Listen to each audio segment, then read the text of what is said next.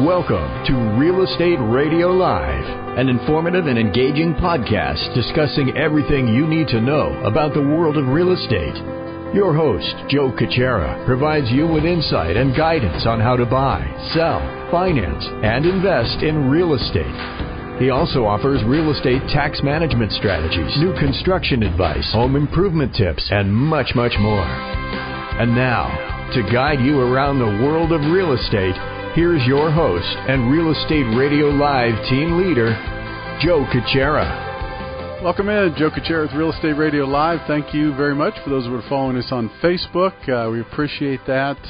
Although this is a podcast, we'd love to continue to grow the Facebook audience for sure, and we continue to do that. But I want to thank those that continue to watch the show, follow the show, download the show. We get thousands and thousands of downloads a month, and it keeps growing. So I want to just make sure I take the time to thank those out there that take the time to do that. There's a lot of choices you can make out there for listening to podcasts, and we work really hard to hopefully try to provide you with great shows, great guests, and content to keep your interest. So thank you very much. Today we have Jack Russo back with us. Good to have you back, Jack. It's been a couple of weeks. Yeah, it's been a while. I've taken a few international trips. I'm beyond the jet lag, and I'm getting used to traffic again, which places I've been have had far less traffic. And as I was saying to you, I was lucky enough to be with my old partner from my last firm, Bill Fenwick. Boy, that must have been, I have to have him come flash in the past. I have to have him come in for one of these shows because we went to the Computer History Museum in Mountain View. Of course, it took forever to get there. And we were commenting about when he first came to Silicon Valley, which was like 50 plus years ago. And when I first came to Silicon Valley, which is like 40 years ago, there wasn't any of this traffic. There wasn't the congestion. It didn't seem as though the housing density went as well. And that's another topic we'll have to talk about another time. But what's interesting is that through all this growth, we haven't done a very good job at public transportation and getting people around. And just a quick side note of that, I spent some time at an event where the people at Google were speaking about the Google City they were doing in downtown San Jose. Right. And a lot of that planning, they said you won't even see cars in that Google City. What you'll see is drop-off and transportation that comes in, bikes, walkways, pathways, motor scooter type. So they're just envisioning this like keeping cars all away. Kind of interesting, right? I mean, it's 7 to 10 years from now. Whenever you drive into like San Francisco or a congested part of San Jose or wherever you drive into, you say, why isn't there a way to just park your car and just get on a shuttle bus or something? It would be a lot faster. You wouldn't get all the tickets that people get. Anyway, we were trying to get the Computer History Museum because Doug Engelbart, who's an inspiration for this big mural we have on the wall, and it's in the book that we give out to people that are interested about being an entrepreneur in Silicon Valley. Doug Engelbart was being honored on the 50th anniversary of his demonstration of the original computing system that had a graphical user interface and mouse. This is before Microsoft, before Apple, before Google, before all these companies, 50 years ago. Amazing. In 1968, and they've got black and white film of him demonstrating this, and people are looking at it like, wow, graphics on a screen, and he's moving this little box wooden mouse, and he's talking about the future will be information at your fingertips, and you can get your job done without moving paper files, without going to a photocopy machine. 1960s was very much copy machines and secretaries and people moving paper files typewriters around. Typewriters. I mean, and Bill remembers because he started the firm that now is Fenwick and West, Davis, Stafford, Kelman and Fenwick, the original firm that I joined. Basically was, hey, we're going to help this computer industry grow because Bill was reminiscing about his work from the mainframe days and it all starting to decentralize. And that's a big story. We've come a long way. Speaking of that, we're going to try to end the year in the right way. So most of you know have been following the show. Jack has, we've done a series now for several months, probably 5 or 6 months, and it's got to be probably 26, 27 I think, shows at this point. But really about entrepreneurship, starting something new in Silicon Valley. Jack's firm specializes in working with startups from the very early stages. And so we're going to wrap things up here towards the end of the year about year-end planning for corporations, LLCs. What kind of things should you know about, plan for as you go into the new year? Right, and what to think about, because You don't want the context to be the context I often see, which is the company is under some litigation attack. Mm-hmm. And you have to start thinking, what if they pierce through the corporate veil? What if they pierce through, and a lot of people are surprised to learn, a litigant can pierce through even the LLC veil. A limited liability company was historically viewed as a much simpler way to create a vehicle that would protect against liability of its stakeholders, its members. Okay. And conceptually, it was simplified. It was supposed to be not a lot of heavy-duty paperwork. The reality is the courts have maintained the view that if there is inequity and if there hasn't been respect for formalities, of which there's supposed to be fewer, the litigant can pierce through. So the context I see, which is the one that we can talk about briefly just to set the stage, is a situation where a bank is owed some money. There's no guarantee that's been signed by the people that started the LLC. Okay. The LLC has assets, but the assets are not producing enough money to pay off the bank debt. So the bank not only wants to sue to reach those assets, they want to pierce through and reach the individual members, some of which are completely innocent passive investors, saying, I thought it was limited liability. I put this deal together believing I would never get sued. This happens. I mean, it happens, you might argue, and it's sort of like, do you liquidate or leverage up? Sometimes people leverage up too much. And when you're over leveraged, that creates risk that the bank will say, wait a minute, we're not protected enough. You better find some other assets to give us. And, of course, those assets may not be in the company. So we should talk year-end because we're in December, and we're literally at the second half of the month of December, and I don't know how many business days until the end of the year, but there's not that many. We're wrapping things up. We're wrapping things up, and there's things that if you run a company or you have an LLC or you have some entity or entity, some people have multiple entities, you should start thinking about that are not only driven by the fact that typically the fiscal year is the calendar year, and there are tax deductions. So, of course, you see lots of issues about that, right? You know, we didn't really address it. We did briefly, but maybe you could talk a little bit up today, and that is the importance of these startups. And even if you're very small, one of the smartest things you could do is get a CPA or get someone to manage those books, right? Because if you have investors or people that are interested in investing, or once you start taking people's money, you better be accountable. You should be accountable. You want to be accountable. You want to be auditable. Even if you can't afford a formal audit, you want a third party to look at stuff and say, why did you categorize this way? Will that really pass muster? Let's really look at the documentation for this. There's lots of tools, there are lots of apps on the market, but there's nothing better than getting a good CPA to look at something and say, look, this is not going to jive with any future financing. So I agree with you. Right off the bat, the end-of-year financials and anticipating what can we do to properly accelerate tax deductions this year that are properly deductible? And there are all sorts of tax advantages of buying equipment before the end of the year, doing stuff that gives you the advantage in this tax year versus waiting until the end of next tax year. I mean, everything works more or less on a calendar basis in the U.S.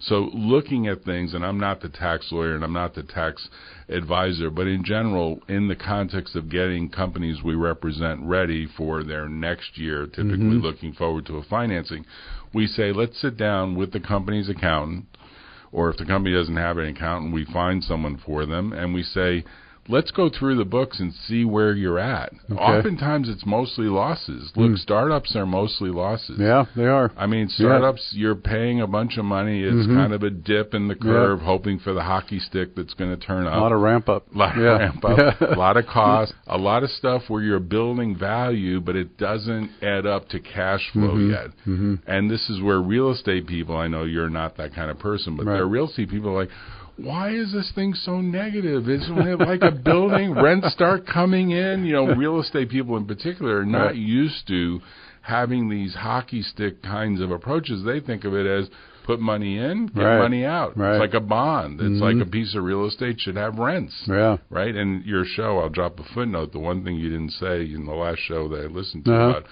liquidate or leverage is sometimes you take that additional loan because you want a rental period to create a 1031 exchange, right? That's a huge reason people That's a good convert. Point. It's a big deal. I didn't address that part. It's a big deal. And I was thinking, God, Joe, I needed to call into your show because, this is like some of the planning. Right. And, as you get older, I've said this to my own mom, as you get older, you've got these real estate assets that are worth a lot.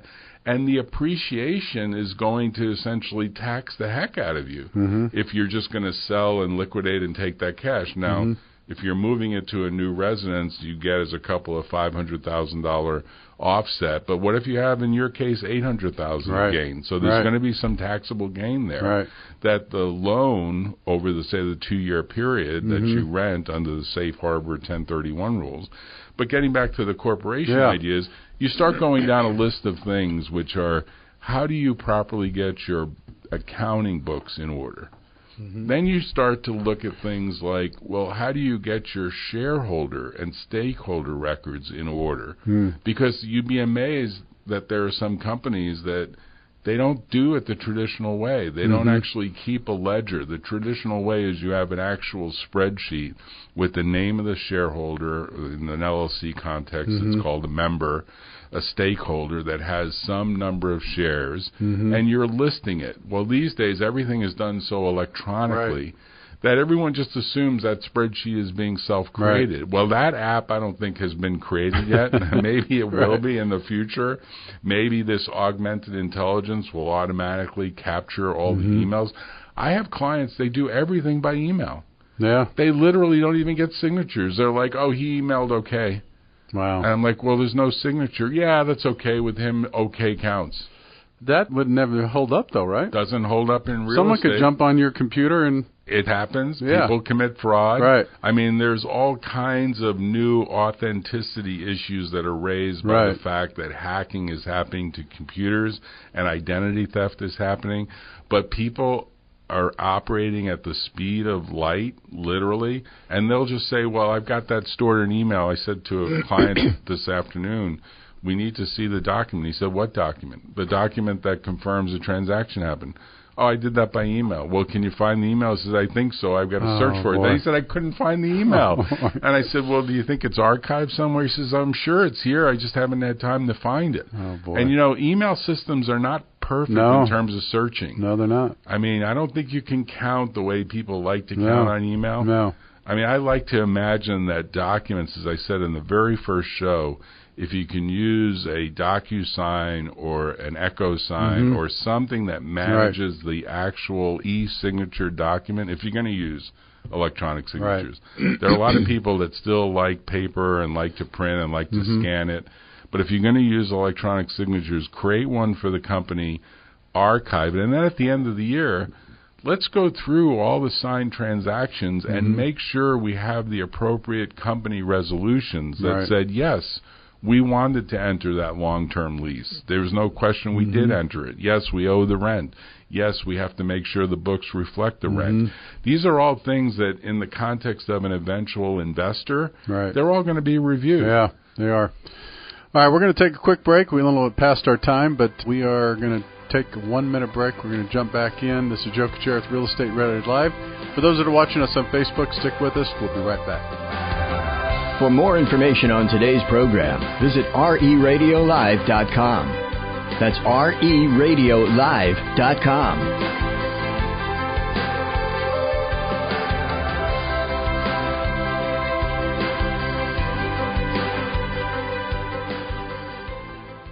How would you like the opportunity to secure a record low interest rate while buying and or selling your home? In addition, how would you like to save 20% or more on your entire real estate transaction? Finally, how would you like to bundle all your real estate services in one location? Well, now you can achieve this with BundleSelect.com. That's right, save on real estate lending and title. With BundleSelect.com, technology and a personal concierge are at your service to save you time and money. BundleSelect's hand-picked team of experts will save you thousands of dollars by bundling real estate lending and title services. BundleSelect.com gives you all the control, including using your own realtor. I'm Joe Kuchera with Real Estate Radio Live, and I have been on the radio educating consumers for years. I'm here to tell you BundleSelect.com is the best way to save money on real estate. By bundling services, you could save tens of thousands of dollars. Visit BundleSelect.com. The estimated minimum savings are based on a comparison with the national average. Individual results may vary, and the estimated savings are not guaranteed. Bundle Select Inc. is a licensed real estate broker. California Bureau of Real Estate Broker license number 004666902.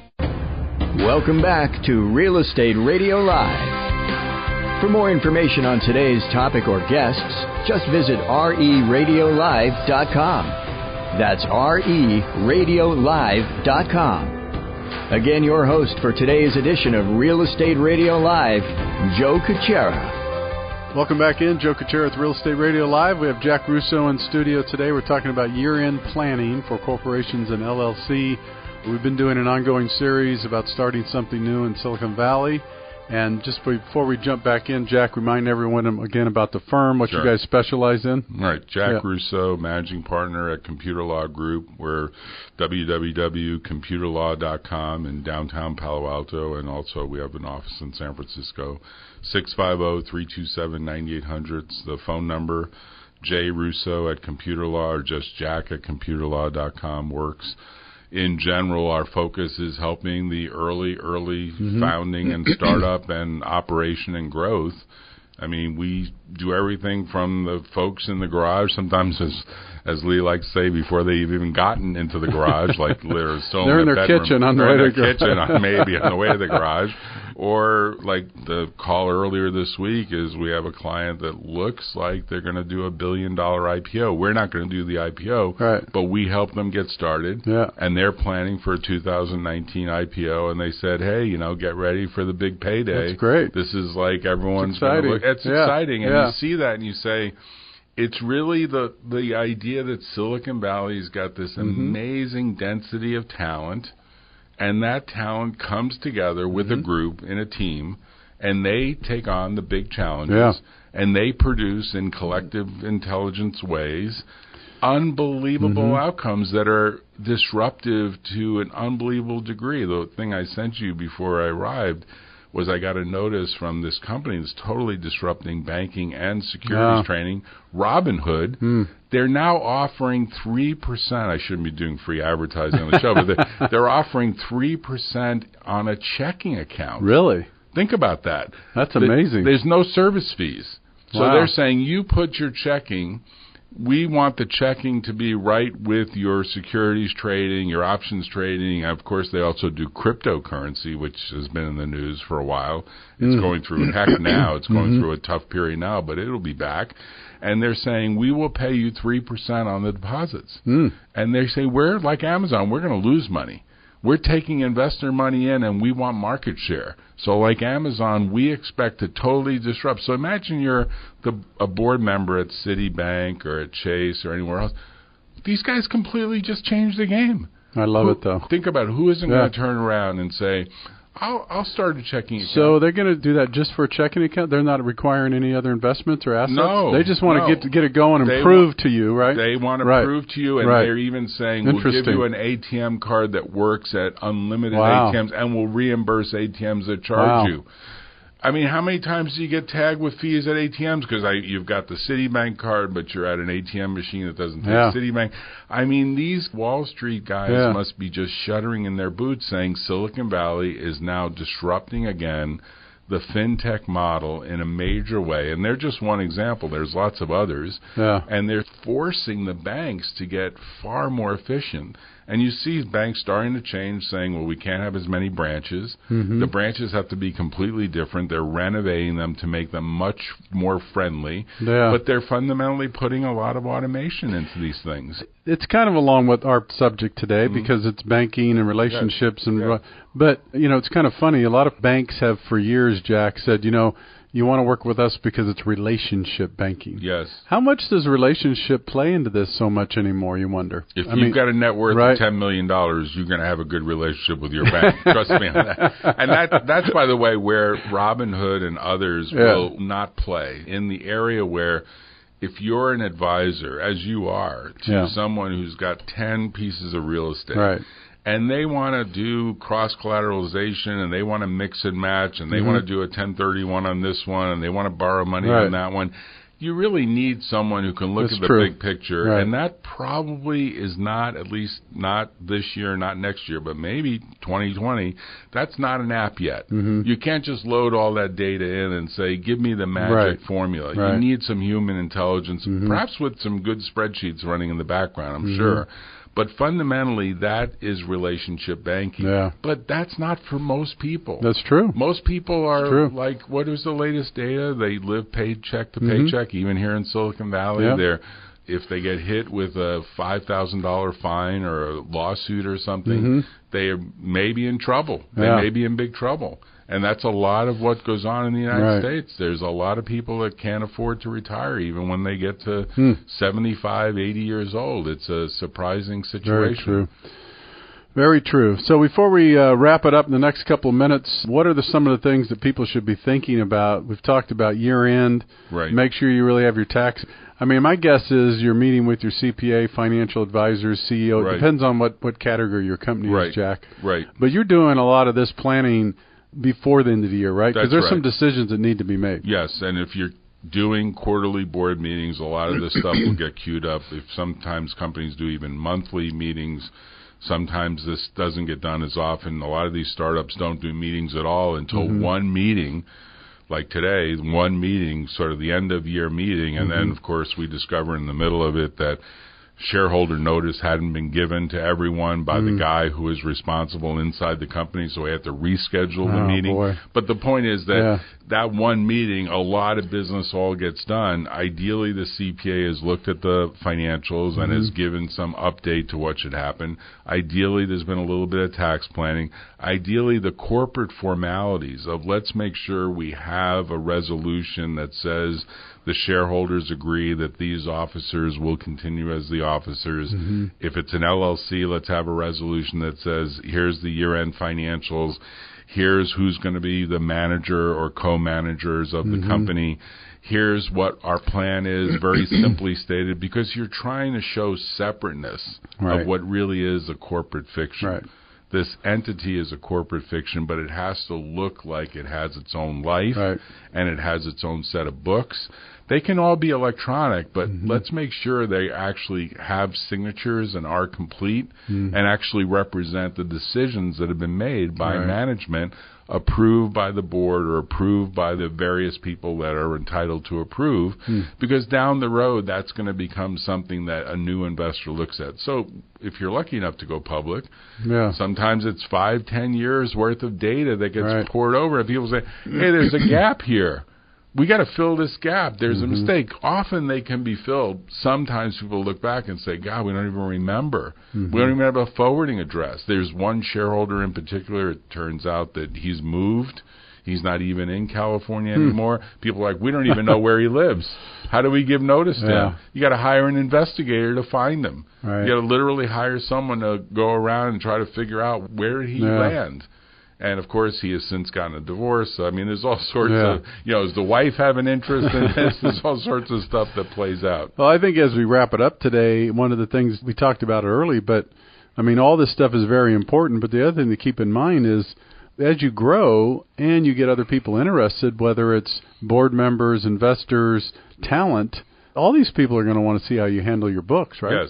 Yes, and you want to do it in a way that it doesn't have to be excessive, but it has to be good enough to show that decision making is being made in the best interest of the company, in the best interest of the shareholders, best interest of the stakeholders.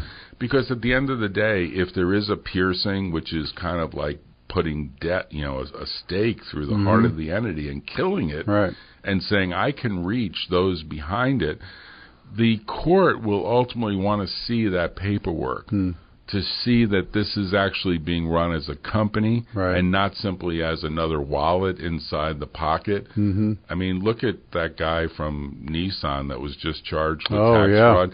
I mean, probably all the records that they pulled up were like he was running this company in a way, I'm guessing, obviously I have nothing against him, but he's been charged with all these crimes in Japan. Wow. He's been locked up for a while. This French guy locked up in Tokyo, can you imagine? He's probably thinking to himself, just because I decided to take on responsibility for this other company, all of a sudden they're coming after me. Not a place you want to get locked up. It's not, and they were saying, in Japan they do this without any due process to force a confession. Wow. And it's why once you get locked up, it's pretty much over in Japan. You don't really get a chance to have a defense.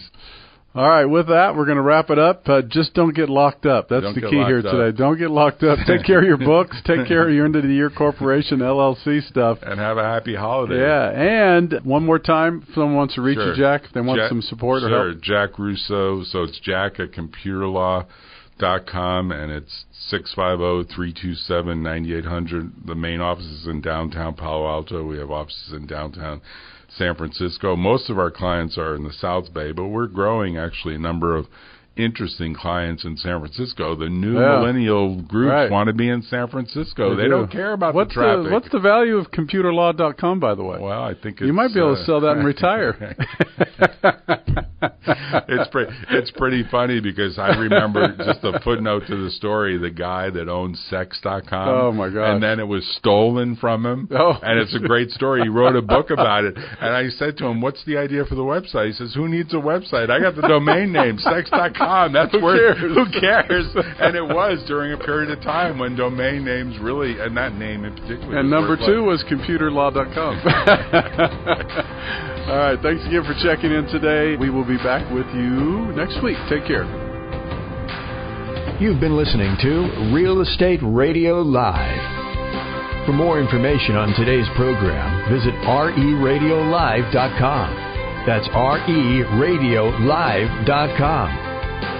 Subscribe to our podcast. Discover more at RERadiolive.com.